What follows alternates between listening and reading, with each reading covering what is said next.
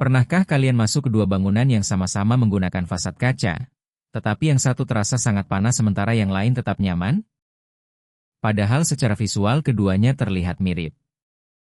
Salah satu penyebab utama perbedaan tersebut adalah nilai Solar Heat Gain Coefficient, atau yang lebih dikenal dengan singkatan SHGC.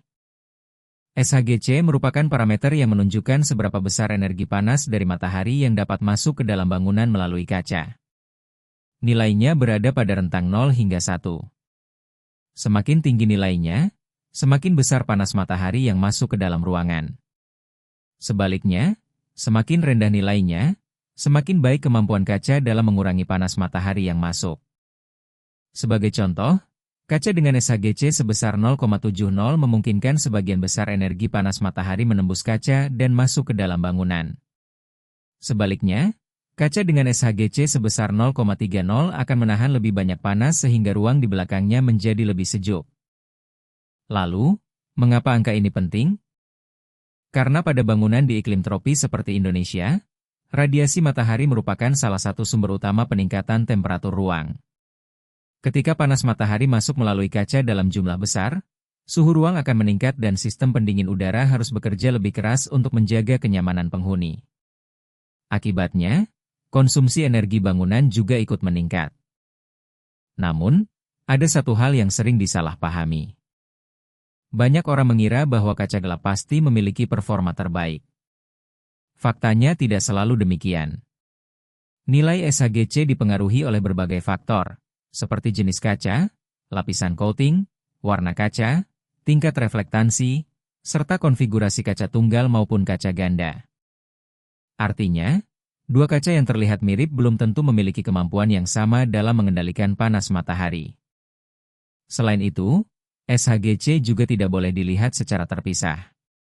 Dalam desain bangunan, SHGC biasanya dipertimbangkan bersama parameter lain seperti Visible Light Transmittance atau VLT, yang menunjukkan jumlah cahaya alami yang masuk ke ruang, serta U-value, yang menunjukkan kemampuan kaca dalam menghambat perpindahan panas. Nah, bagi mahasiswa arsitektur, ada satu alasan lagi mengapa SHGC sangat penting untuk dipahami, yaitu hubungannya dengan OTTV atau Overall Thermal Transfer Value. OTTV merupakan indikator yang digunakan untuk menilai besarnya panas yang masuk melalui selubung bangunan, khususnya melalui dinding dan bukaan kaca. Semakin kecil nilai OTTV, semakin baik performa termal bangunan dan semakin rendah kebutuhan energi untuk pendinginan. Dalam perhitungan OTTV, panas yang masuk melalui kaca akibat radiasi matahari merupakan salah satu komponen terbesar. Karena itu, nilai SHGC memiliki pengaruh langsung terhadap hasil perhitungan OTTV. Bayangkan ada dua bangunan dengan bentuk, orientasi, dan luas kaca yang sama. Jika bangunan pertama menggunakan kaca dengan SHGC 0,70 dan bangunan kedua menggunakan kaca dengan SHGC 0,30, maka bangunan kedua umumnya akan menghasilkan nilai OTTV yang lebih rendah karena panas matahari yang masuk melalui kacanya lebih sedikit.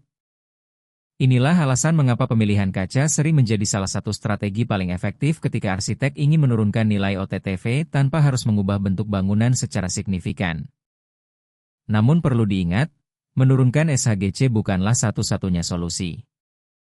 Strategi desain pasif seperti penggunaan overhang, sun shading, secondary skin, vegetasi, serta orientasi bangunan yang tepat tetap memiliki peran yang sangat penting dalam mengurangi panas matahari sebelum mencapai permukaan kaca.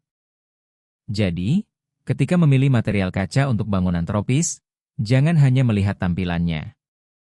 Jangan hanya bertanya apakah kaca tersebut bening, gelap, atau reflektif. Perhatikan juga nilai SHGC-nya. Karena dalam iklim tropis, kaca yang baik bukanlah kaca yang terlihat paling modern, melainkan kaca yang mampu mengendalikan panas matahari secara efektif, meningkatkan kenyamanan ruang, mengurangi beban pendinginan, dan membantu menghasilkan nilai OTTV yang lebih baik. Jika video ini bermanfaat, jangan lupa untuk like, subscribe, dan ikuti terus channel ini untuk konten arsitektur lainnya.